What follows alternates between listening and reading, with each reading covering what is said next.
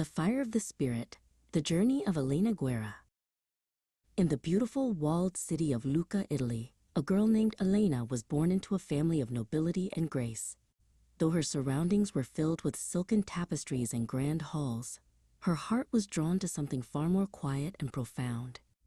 From a young age, Elena felt a deep connection to her faith, spending hours in prayer, not out of duty, but out of a genuine friendship with the divine. She saw the world not as a place for her own comfort, but as a canvas where she could paint God's love. When a terrible cholera epidemic swept through the streets of Lucca, many fled in fear, but Elena, still a young woman, refused to turn away. She traded her noble gowns for a simple nurse's apron and went where the suffering was greatest. She moved from bed to bed, offering cool water, clean linens, and a comforting presence to those facing their darkest hours. In the eyes of the sick, she saw the face of the suffering Christ, and she served them with a courage that defied her gentle upbringing. The tireless service took a toll on Elena's own health. For 8 long years, the world that once felt so vast was reduced to the 4 walls of her bedroom. Bedridden and weak, she watched the seasons change through her window. It was a time of intense isolation and physical pain, a period that would have broken many spirits. Yet, for Elena, this long silence became a sanctuary where she could listen to the whispers of the soul. During those years of stillness, Elena didn't just wait to get well, she grew. She immersed herself in the Bible and the writings of the early church fathers. She felt a burning realization. The world had forgotten the Holy Spirit, the great forgotten one. She realized that just as the apostles were transformed by a new Pentecost, the modern world needed that same fire to awaken its heart. Her illness was no longer a prison, but a laboratory of the Spirit.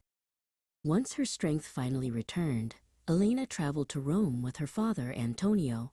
Standing in the heart of the church, she felt a definitive call. It wasn't enough to just pray.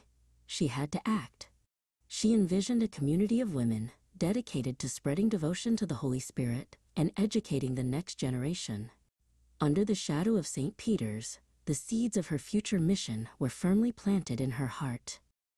Back in Lucca, Elena founded a group that would eventually become the Oblates of the Holy Spirit. She worked alongside her close friend Guerra to establish schools and programs. They weren't just teaching grammar and arithmetic.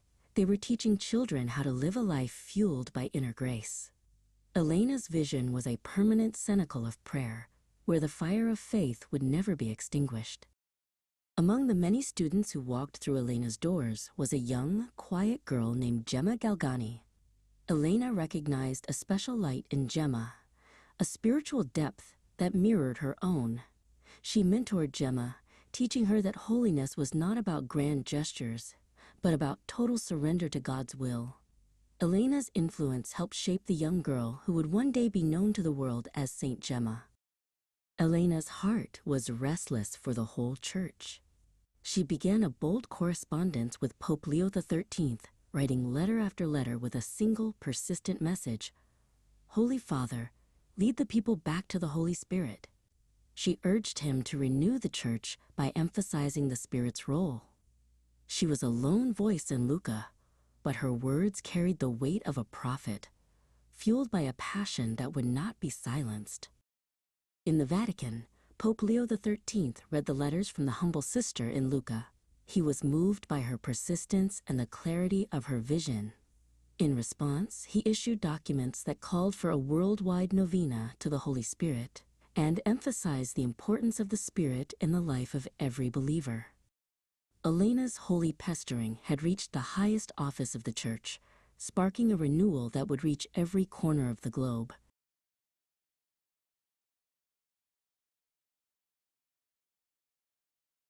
The end of Elena's life was not without its shadows. She faced misunderstandings and was even asked to step down from the leadership of the very order she founded. Yet, she bore these hardships with the same quiet strength she had found in her sickbed years before. When she passed away in 1914, she left behind a legacy of fire. Elena Guerra proved that one heart, set ablaze by the Spirit, can light up the entire world.